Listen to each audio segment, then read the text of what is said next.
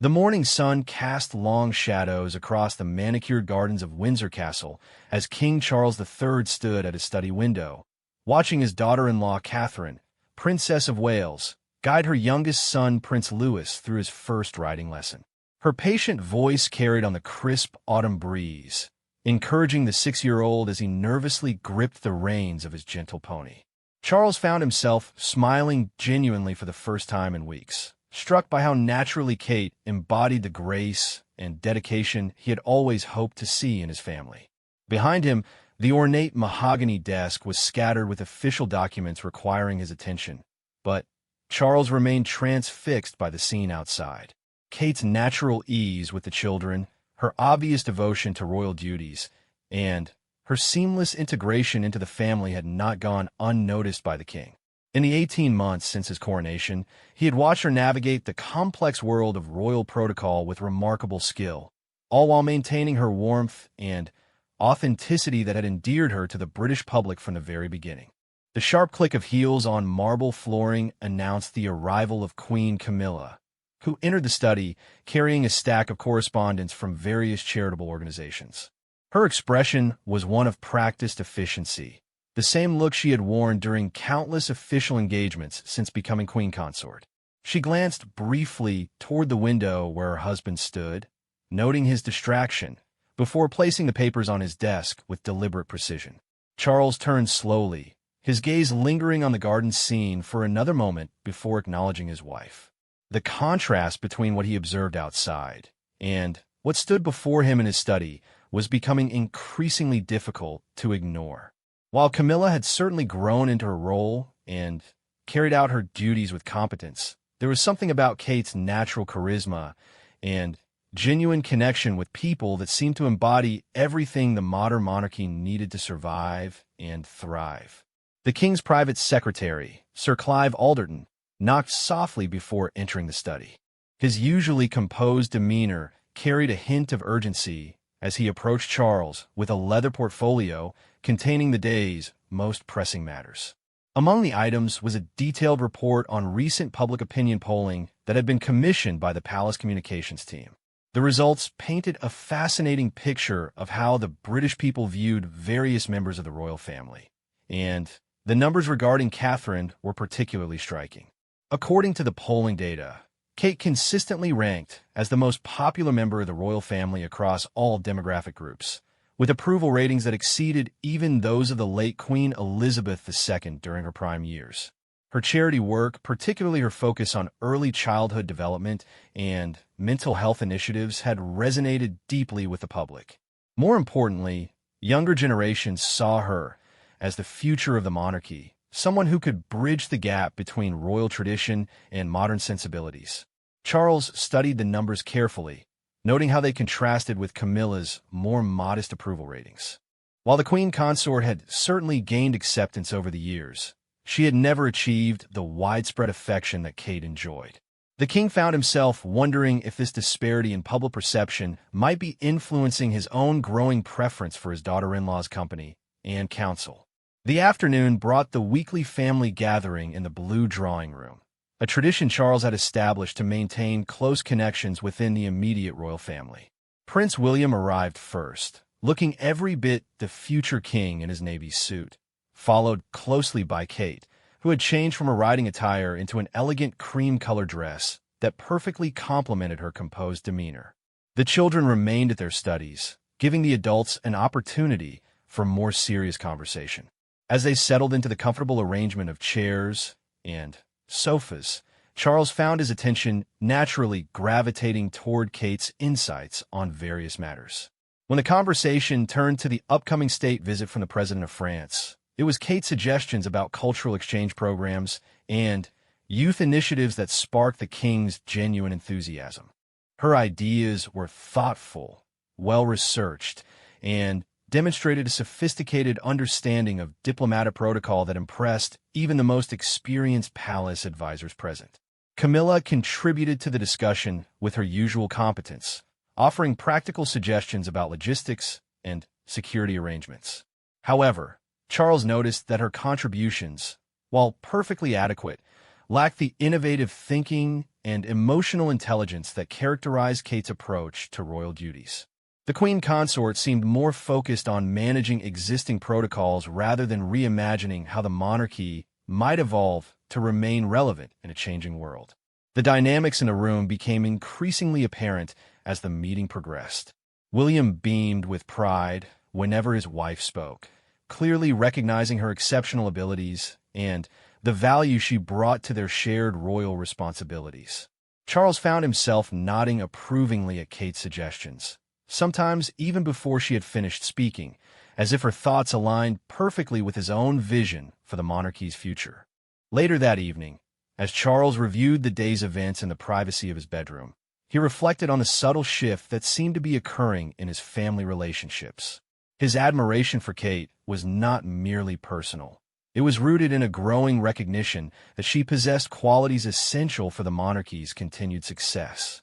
Her ability to connect with people from all walks of life, her commitment to meaningful charitable work, and her instinctive understanding of what the British people needed from their royal family made her an invaluable asset to the institution he was sworn to protect and serve. The king's thoughts were interrupted by a soft knock on his door. Camilla entered, carrying 2 cups of tea and wearing the comfortable dressing gown she favored for their evening conversations. She settled into the chair beside his reading table, a routine they had maintained throughout their marriage. However, tonight felt different somehow, as if an unspoken tension had begun to develop between them. Camilla began discussing the arrangements for an upcoming charity gala, detailing the guest list and program with her characteristic attention to detail. Charles listened politely, but his mind kept drifting back to the morning scene in the garden and Kate's remarkable performance during their afternoon meeting. He found himself comparing Camilla's methodical approach to royal duties with Kate's more intuitive and emotionally intelligent style, and the comparison was becoming increasingly unfavorable to his wife. The conversation gradually shifted to more personal matters, with Camilla expressing her concerns about the children's education and the increasing media attention surrounding the family's every move. Her observations were sensible and well-intentioned, but Charles noticed a fundamental difference in how she and Kate approached these challenges. While Camilla focused on protection and damage control, Kate seemed to view public interest as an opportunity to demonstrate the monarchy's positive impact on society. As the evening wore on, Charles became increasingly aware of his changing feelings toward the 2 most important women in his royal life.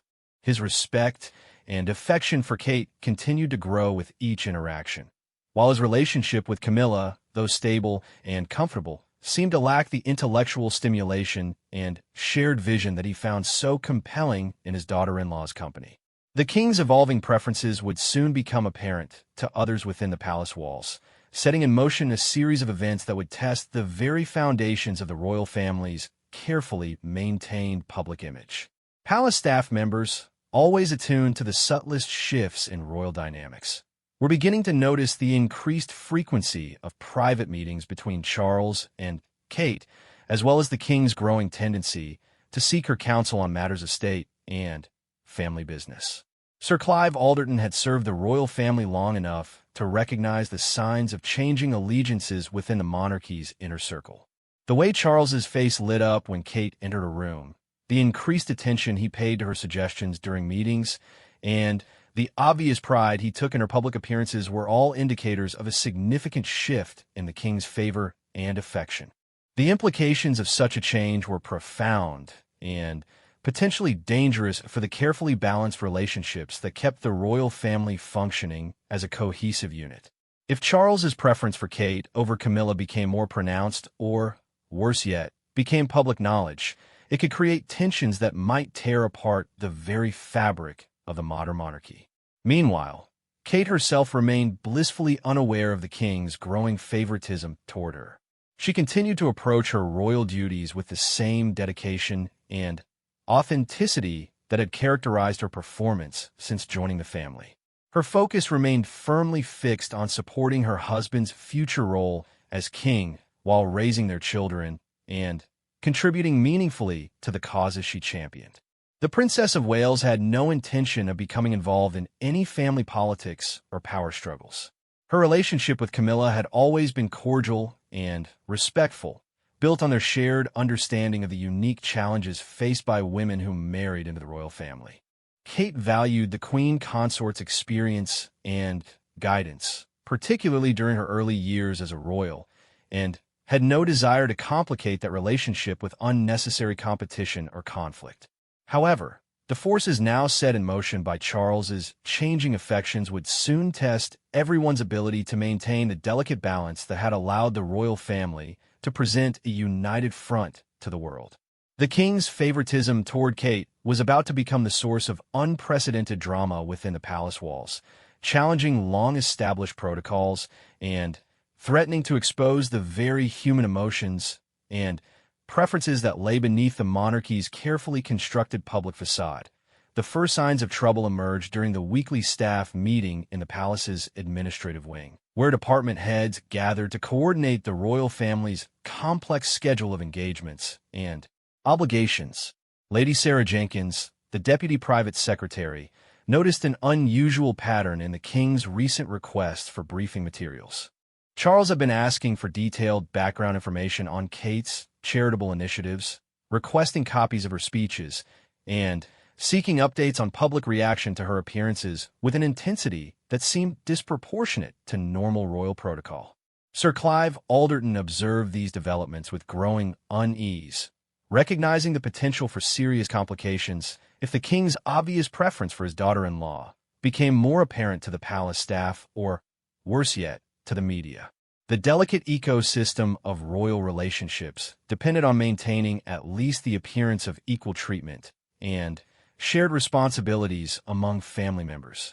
Any perception of favoritism could destabilize not only personal relationships, but also the carefully orchestrated public image of the monarchy itself.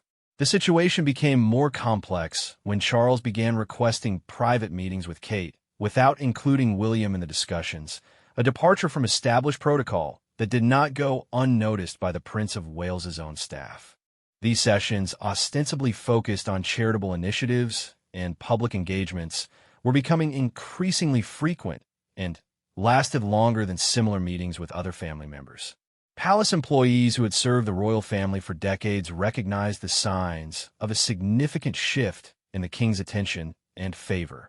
During one particularly telling incident, Charles had canceled a scheduled meeting with Camilla regarding the Queen's upcoming visit to Scotland in order to attend an impromptu discussion with Kate about her early childhood development project. The cancellation was handled diplomatically, with explanations about urgent matters requiring the king's immediate attention. But those close to the situation understood the true significance of the prioritization. Camilla herself was beginning to sense the subtle changes in her husband's behavior, though she initially attributed them to the natural stresses of kingship and the complex demands of managing royal duties while maintaining family relationships. The Queen Consort had always prided herself on her practical approach to royal life, understanding that marriage to the king meant sharing his attention with countless obligations and responsibilities. However, the pattern of his increasing focus on Kate was becoming too obvious to ignore or rationalize away. The breaking point came during the preparation for a major state dinner honoring the visiting Prime Minister of Canada. Charles had specifically requested that Kate be seated at his right hand during the formal dinner, a position traditionally reserved for the Queen Consort or the guest of honor. When Sir Clive gently pointed out the breach of protocol, the king dismissed the concern with unusual irritation, insisting that Kate's knowledge of Canadian culture and her previous successful interactions with Canadian officials made her the obvious choice for the placement. The seating arrangement required careful diplomatic maneuvering to avoid offending either Camilla or the Canadian delegation. Palace staff worked frantically to devise a solution that would accommodate the king's wishes while maintaining the appearance of proper protocol. The final arrangement placed Kate in the coveted position while creating a plausible explanation related to her charitable works connection to Canadian organizations. But those involved in the planning recognized the extraordinary lengths taken to satisfy Charles's apparent favoritism. William found himself in an increasingly uncomfortable position as he observed his father's obvious preference for his wife's company and counsel. The Prince of Wales understood and appreciated Kate's exceptional qualities, having witnessed firsthand her remarkable adaptation to royal life and her genuine commitment to their shared responsibilities. However, he also recognized the potential dangers of his father's growing favoritism, particularly regarding its impact on family dynamics and public perception. During a private conversation in William's study at Kensington Palace, the Prince of Wales gently attempted to address the situation with Kate. He expressed his pride in her accomplishments and his gratitude for the positive attention she was receiving from his father, while also sharing his concerns about the potential complications that such obvious favoritism might create. Kate listened thoughtfully, acknowledging that she too had noticed the king's increased attention, but had assumed it was simply recognition of her hard work and dedication to royal duties. The conversation revealed Kate's genuine surprise at the suggestion that Charles's behavior might be causing problems within the family. Her natural humility and focus on her responsibilities had prevented her from recognizing the extraordinary nature of the king's attention. She had simply been responding to his requests for meetings and input, viewing them as normal aspects of her role as a senior member of the royal family rather than signs of personal favoritism that might threaten established relationships. William's diplomatic attempt to manage the situation reflected his deep understanding of royal protocol and his commitment to maintaining family harmony. He suggested that Kate might consider gently redirecting some of Charles's requests back to established channels or including other family members in meetings when appropriate. His approach demonstrated both his loyalty to his wife and his recognition of the potential consequences if the situation continued to escalate without intervention. Meanwhile, the palace staff were beginning to gossip about the obvious changes in the king's behavior and preferences. Servants who had worked in royal households for generations understood the importance of discretion, but the unprecedented nature of Charles's favoritism toward Kate was creating an undercurrent of speculation and concern that threatened to spread beyond the palace walls. The royal protection officers, personal assistants, and household managers who witnessed daily interactions between family members were struggling to maintain their professional composure in the face of such obvious preferential treatment. The Queen Consort's own staff members found themselves in a particularly delicate position, torn between loyalty to Camilla and their observations of the king's changing behavior. Lady Patricia Morrison, Camilla's longest-serving lady-in-waiting, noticed her employer's increasing frustration with the situation, though the Queen Consort continued to maintain her public dignity and professional demeanor. The strain was evident in private moments, when Camilla's usual composure occasionally slipped to reveal her growing concern about her diminishing influence and the implications for her role within the royal family. The situation reached a new level of complexity when Charles began consulting Kate on matters traditionally handled by the Queen Consort, including decisions about state visit protocols, charitable patronage selections, and even personal family matters involving the grandchildren. These consultations often occurred during informal conversations in the palace gardens or private drawing rooms, away from the formal meeting structures that would normally include other relevant family members or staff advisors. Kate's responses to these expanded consultations demonstrated both her growing confidence in her royal role and her instinctive understanding of the delicate balance required in family relationships. She consistently offered thoughtful input while attempting to maintain appropriate boundaries, often suggesting that Camilla's experience and perspective should be included in important decisions. Her diplomatic approach reflected both her natural wisdom and her genuine respect for the Queen Consort's position and contributions to the royal family. However, the king's obvious preference for Kate's counsel over Camilla's advice was becoming increasingly apparent to everyone involved in royal operations.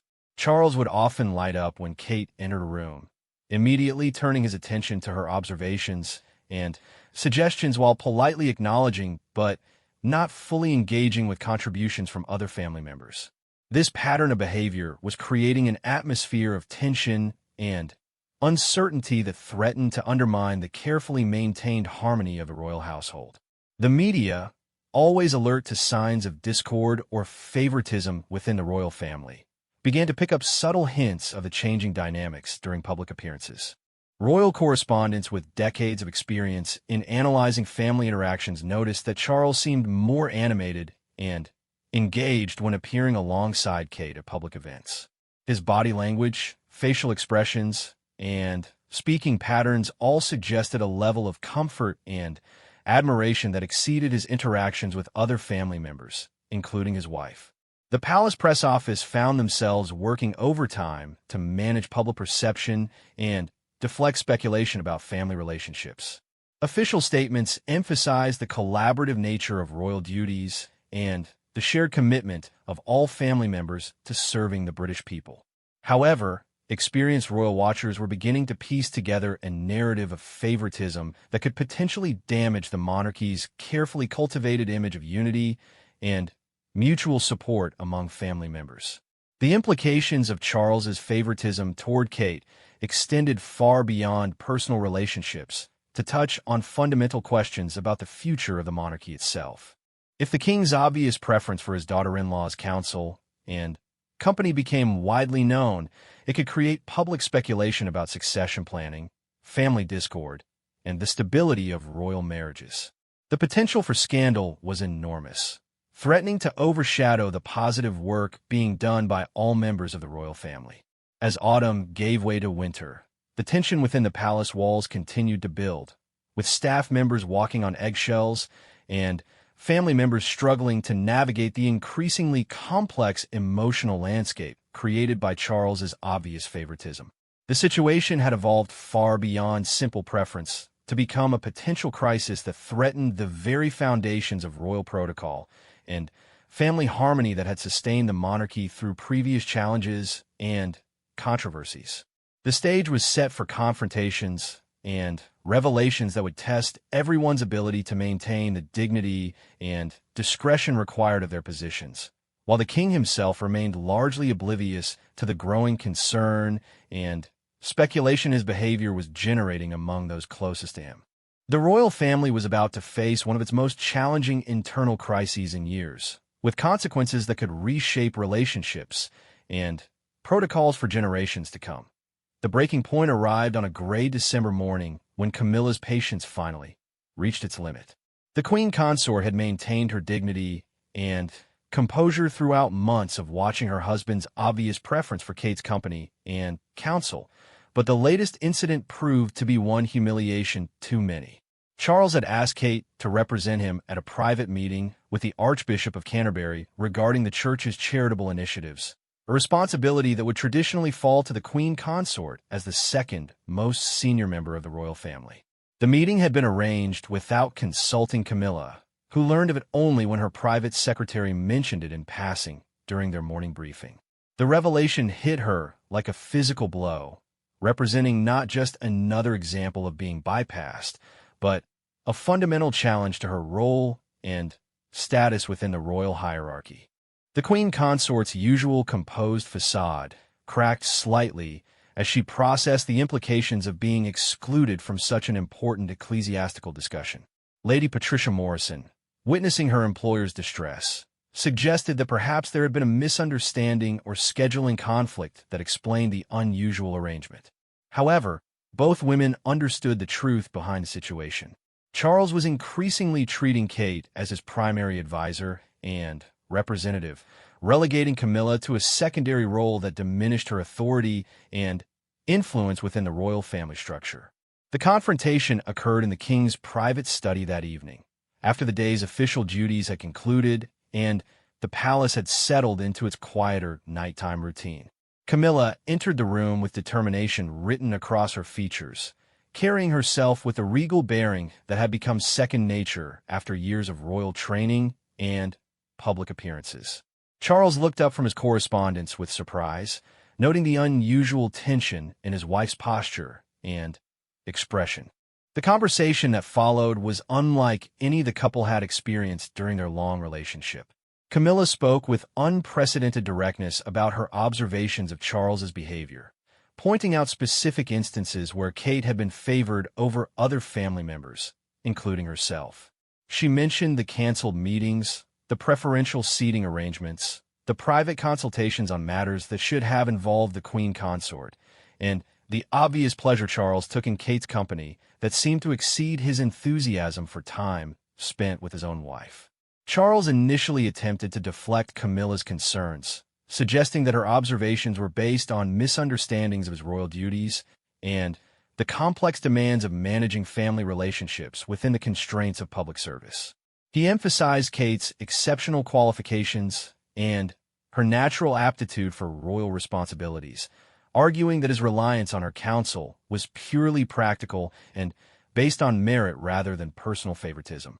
However, Camilla's years of experience with her husband's patterns of behavior and communication allowed her to see through his rationalizations. She pointed out that merit alone did not explain the emotional investment he displayed in Kate's success, the obvious pride he took in her accomplishments, or the way his entire demeanor changed when she entered a room. The Queen Consort had witnessed enough interactions to recognize that Charles's feelings toward Kate extended far beyond professional appreciation.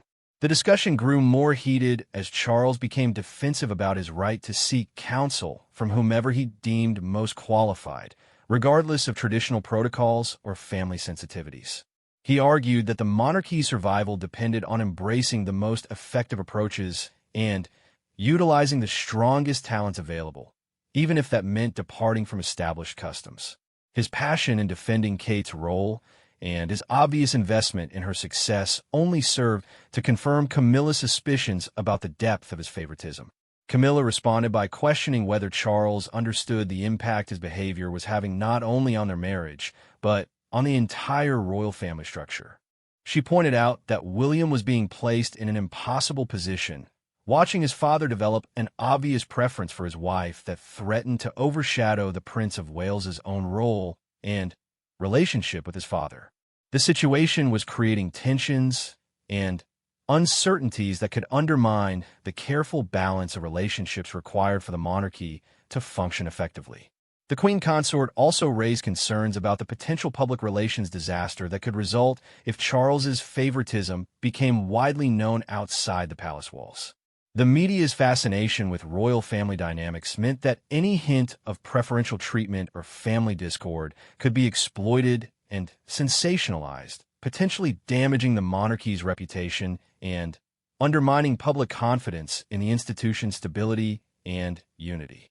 Charles's response revealed both his growing frustration with the constraints of his position and his defensive attitude toward criticism of his relationship with Kate. He argued that his appreciation for Kate's contributions was entirely appropriate, and that any suggestion of impropriety was unfounded and unfair. However, his emotional investment in defending her made it clear that his feelings had indeed moved beyond the realm of simple professional appreciation. The argument continued late into the night, with both Charles and Camilla expressing years of accumulated frustrations and concerns. The Queen Consort spoke about feeling marginalized and undervalued, watching her husband's attention and affection being directed toward another woman while she maintained the demanding schedule and public responsibilities of her role. She had sacrificed her privacy and adapted her entire life to support Charles's kingship, only to find herself playing second fiddle to a daughter-in-law whose natural charisma and popularity seemed to eclipse her own contributions. Charles, in turn, expressed his frustration with the limitations imposed by royal protocol and his desire to work with the most effective and inspiring members of his family. He spoke passionately about Kate's unique abilities and her potential to help modernize and strengthen the monarchy for future generations. His obvious admiration for her intelligence, dedication, and natural royal bearing made it clear that his favoritism was rooted in genuine respect and affection that had grown beyond appropriate bounds. The confrontation ended without resolution, leaving both Charles and Camilla emotionally exhausted and more distant from each other than they had been at any point in their marriage. The Queen Consort retired to her private apartments with a heavy heart, while the king remained in his study, staring out at the dark palace gardens and contemplating the complications his feelings had created. Meanwhile, word of the royal couple's heated discussion had already begun to spread through the palace's informal communication networks. Staff members who had served the family for years recognized the signs of serious marital discord and understood the potential implications for the entire royal household.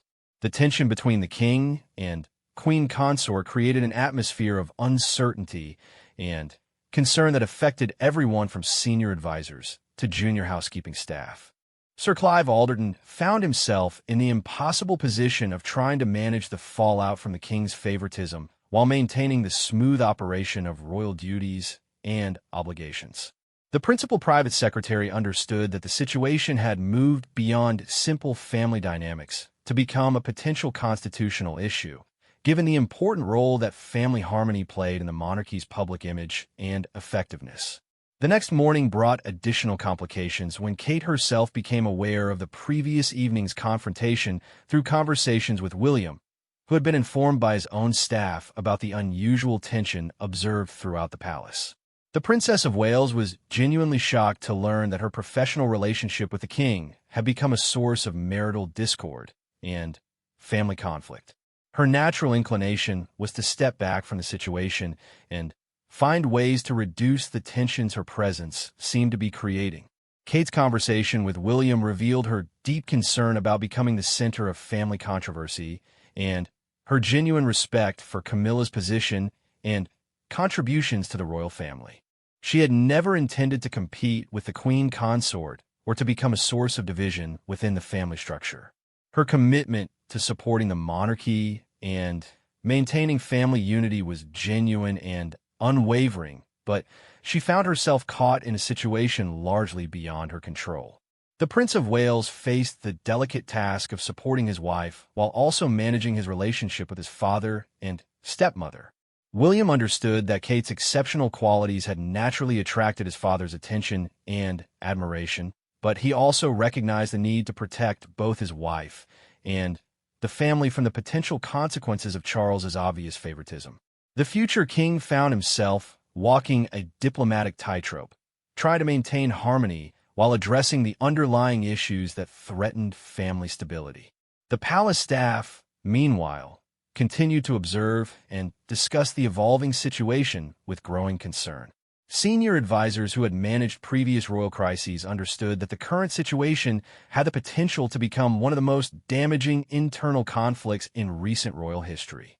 The combination of marital discord, family favoritism, and potential public scandal created a perfect storm that could seriously undermine the monarchy's reputation and effectiveness. As December progressed toward the Christmas season, traditionally a time of family unity and public celebration for the royal family, the unresolved tensions created by Charles's favoritism toward Kate continued to simmer beneath the surface of official activities and public appearances. The situation had evolved into a complex web of personal relationships, professional obligations, and constitutional considerations that would require exceptional wisdom and diplomacy to resolve without causing lasting damage to the institution of the monarchy itself. The stage was set for dramatic developments that would test everyone's ability to navigate the treacherous waters of royal politics while maintaining the dignity and effectiveness required of their positions. The king's obvious preference for Kate over Camilla had created a crisis that threatened to expose the very human emotions and conflicts that existed beneath the monarchy's carefully maintained public facade, setting up a confrontation that would force everyone involved to make difficult choices about loyalty, duty, and the future of the royal family. The Christmas period at Sandringham Estate traditionally served as an opportunity for the royal family to retreat from public scrutiny and enjoy private moments together. But this year, the familiar festivities were overshadowed by the unresolved tensions created by Charles's obvious favoritism toward Kate. The carefully orchestrated holiday celebrations, usually a showcase of family unity and tradition, became a stage where every interaction was scrutinized for signs of the underlying discord that had developed within the royal household. The annual Christmas Day church service at St. Mary Magdalene provided the first public test of the family's ability to maintain appearances despite their private conflicts. Royal watchers and media correspondents analyzed every detail of the traditional walk to church, noting the positioning of family members, their interactions with each other, and any subtle signs of tension or discomfort that might hint at internal problems. Charles walked alongside Camilla as protocol demanded, but observant royal correspondents noted a certain stiffness in their interaction that contrasted sharply with the warm and animated conversation he shared with Kate when the family regrouped after the service. The king's body language and facial expressions clearly conveyed his pleasure in Kate's company, creating a stark contrast with the more formal and dutiful nature of his exchanges with his wife. Kate herself had spent considerable time preparing for the public appearance, working with William to ensure that her behavior would not inadvertently fuel speculation about family relationships. The Princess of Wales understood the importance of maintaining appropriate boundaries and had made a conscious effort to engage equally with all family members, demonstrating respect for Camilla while avoiding any interactions that might be interpreted as overly familiar or preferential with Charles. However, the king's own behavior proved impossible to completely control or disguise. His obvious delight in Kate's presence, the way he sought her opinions during family conversations, and his tendency to include her in discussions while somewhat overlooking Camilla's contributions all served to reinforce the perception of favoritism that had been building throughout the autumn months. The situation reached a critical juncture during the traditional Boxing Day pheasant shoot, an event that typically allowed male family members to enjoy outdoor activities while the women engaged in more leisurely pursuits at the estate. This year, Charles specifically invited Kate to join the shooting party, breaking with tradition and creating another opportunity for his preferential treatment to be observed by staff, security personnel, and other participants. Kate's participation in the shoot was unprecedented for a female family member, and her presence alongside Charles during the day-long activity provided numerous opportunities for private conversation and shared experiences that further highlighted their special relationship. The king's obvious pride in introducing Kate to various aspects of estate management and country traditions demonstrated a level of personal investment that exceeded his interactions with other family members. Camilla, meanwhile, found herself relegated to the traditional role of hostess for the remaining family members and guests at the main house. The queen consort maintained her composure throughout the day, but those close to her could observe the strain of watching her husband's obvious preference for his daughter-in-law's company becoming increasingly public and difficult to rationalize or excuse. The breaking point came during the evening's informal family gathering, when Charles announced his intention to invite Kate to accompany him on an upcoming state visit to Australia, a trip that would traditionally include the queen consort as his primary companion and representative. The announcement stunned the assembled family members and created a moment of awkward silence as everyone processed the implications of such an unprecedented decision. William immediately recognized the potential disaster that such an arrangement could create, both for family relationships and for public perception of the monarchy. The Prince of Wales diplomatically suggested that perhaps both Camilla and Kate should be included in the delegation, allowing the king to benefit from Kate's insights while maintaining proper protocol regarding the queen consort's role in state visits.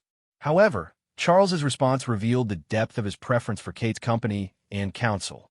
He argued that the specific nature of the Australian visit, with its focus on youth development and environmental conservation, made Kate the ideal companion given her expertise in these areas. His enthusiasm for her participation and his obvious reluctance to include Camilla in the same capacity made his favoritism impossible to disguise or rationalize. The conversation that followed exposed the fault lines that had developed within the family structure. Camilla's hurt and frustration were barely concealed beneath her diplomatic responses, while William struggled to protect both his wife and his family from the consequences of his father's obvious preferences. Kate herself appeared genuinely distressed by the situation, clearly uncomfortable with being the center of such obvious favoritism and family tension. The climax came when Camilla, her composure finally cracking under the weight of months of accumulated slights and humiliations, directly confronted Charles about his behavior in front of the assembled family. The queen consort spoke with unprecedented directness about feeling marginalized and undervalued, watching her role and influence within the family structure being systematically undermined by her husband's obvious preference for his daughter-in-law. The confrontation was witnessed by multiple family members and staff, making it impossible to contain or minimize the significance of the discord. Charles's defensive response, emphasizing Kate's qualifications and dismissing concerns about protocol or family sensitivities, only served to confirm the accusations of favoritism and demonstrate his inability or unwillingness to recognize the impact of his behavior on family relationships. Kate, horrified by becoming the center of such open conflict, attempted to remove herself from the situation by suggesting that she withdraw from consideration for the Australian trip and any other activities that might be creating family tension. Her gracious and diplomatic response demonstrated both her genuine concern for family harmony and her sophisticated understanding of the delicate balance required in royal relationships. However, Charles's immediate and passionate defense of Kate's participation in royal duties revealed the true depth of his feelings and preferences. The king argued forcefully that Kate's contributions were too valuable to sacrifice for the sake of maintaining outdated protocols or appeasing family sensitivities. His obvious emotional investment in defending her role and his clear reluctance to accept her withdrawal made his favoritism undeniably apparent to everyone present. The aftermath of the Christmas confrontation sent shockwaves throughout the royal household and beyond. Palace staff who had observed the family dynamics throughout the year found their worst fears confirmed, while senior advisors recognized the potential for serious damage to the monarchy's reputation if news of the internal conflict became public knowledge. Sir Clive Alderton immediately began implementing damage control measures, working with the palace communications team to prepare for potential media inquiries while attempting to counsel the king about the necessary steps to restore family harmony and protect the institution's reputation. The principal private secretary understood that the situation had moved far beyond personal preferences to become a constitutional crisis that threatened the stability and effectiveness of the monarchy itself. The media, always alert to signs of royal discord, began picking up hints of unusual tensions within the family. Royal correspondents with sources inside the palace started receiving anonymous tips about conflicts and favoritism, creating the potential for explosive revelations that could dominate news cycles and seriously damage public confidence in the royal family's unity and stability. In the days following Christmas, the various family members retreated to their separate residences to contemplate the implications of the confrontation and consider their options for moving forward. Charles remained largely defensive about his behavior, continuing to argue that his appreciation for Kate's contributions was entirely appropriate and beneficial for the monarchy's future effectiveness. Camilla, deeply hurt by the public nature of the conflict and her husband's obvious unwillingness to modify his behavior, began considering her own options for protecting her dignity and position within the royal family. The queen consort's closest advisors suggested various strategies for reasserting her role and influence, while also preparing for the possibility that the marriage itself might not survive the current crisis. William and Kate faced the delicate task of navigating their relationship with Charles while protecting their own family and future role within the monarchy. The Prince of Wales understood that his father's favoritism toward Kate, while flattering in some respects, created dangerous precedents and expectations that could undermine the careful balance of relationships required for effective royal governance. Kate herself struggled with feelings of guilt and responsibility for the family conflict, despite her genuine innocence in creating the situation. The Princess of Wales had simply responded professionally and graciously to the king's request for counsel and companionship, never intending to become a source of division or tension within the family structure. The resolution of the crisis would require exceptional wisdom, diplomacy, and perhaps sacrifice from all involved parties. The monarchy's ability to survive and thrive depended on finding a way to address Charles's favoritism toward Kate while restoring harmony within the family and maintaining public confidence in the institution's stability and effectiveness. As the new year approached, the royal family faced one of its most serious internal challenges in decades, with the potential for lasting damage to relationships, reputation, and the fundamental structure of the modern monarchy. The king's obvious preference for Kate over Camilla had exposed the very human emotions and conflicts that existed beneath the carefully maintained facade of royal unity, creating a crisis that would test everyone's commitment to duty, family, and the institution they were sworn to serve and protect.